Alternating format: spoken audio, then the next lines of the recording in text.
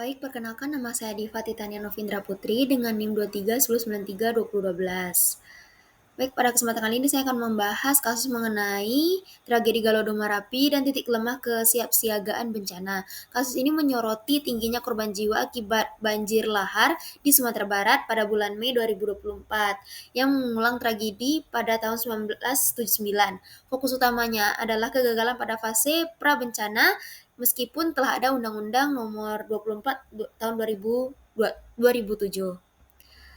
Kemudian di sini digambarkan dari picture diagramnya yaitu BMKG gagal mengirim peringatan ke Wali Nagari. Kemudian mereka juga telat mendeteksi adanya letusan Gunung Merapi dan curah hujan yang tinggi sehingga mengakibatkan adanya aliran lahar dingin ke sungai yang mengalir ke kawasan rawan bencana. Kemudian Wali Nagari itu bingung cara mengevakuasi masyarakat yang ada di sana, sehingga masyarakat itu memilih untuk mengevakuasi dirinya sendiri yang seharusnya itu bisa dibantu oleh BNPB. Kemudian di sini juga terjadi beberapa korban jiwa yang mengulang tragedi tahun 1979.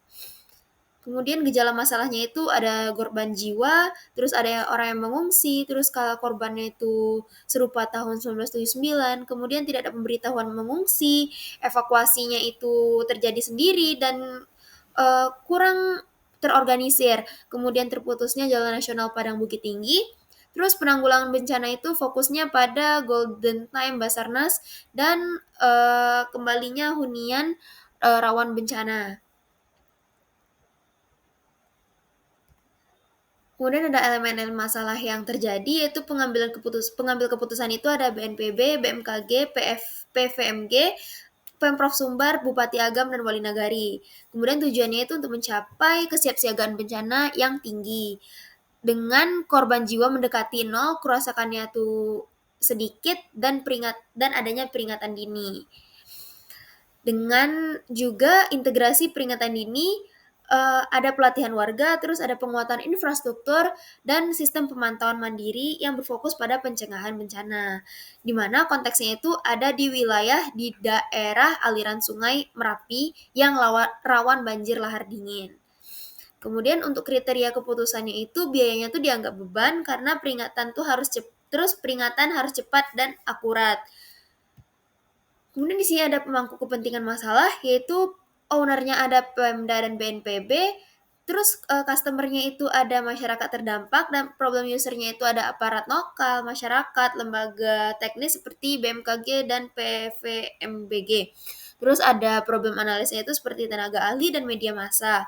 Sehingga kita dapat merumuskan masalah, yaitu sistem penanggulangan bencana Galodo Marapi saat ini mengalami kegagalan sistemik pada fase pra-bencana yang berakar pada putusnya rantai informasi peringatan dini di antara BMKG dan PVMBG dan Wali Nagari atau Pemda. Kegagalan ini diperparah oleh elemen yang berfokus pada tanggap darurat daripada mitigasi, sehingga tidak ada skema kesiapsiagaan yang menghasilkan gejala tragedi korban yang terus berulang dari tahun 1979.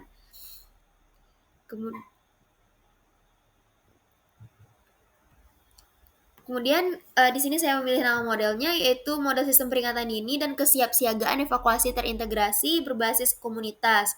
Mengapa sistem peringatan dini? Masalahnya itu terletak pada kegagalan total fase pasca bencana, pra bencana yang tidak ada menerima sedikit pun peringatan. Dan ini ada pengakuan dari wali nagarinya.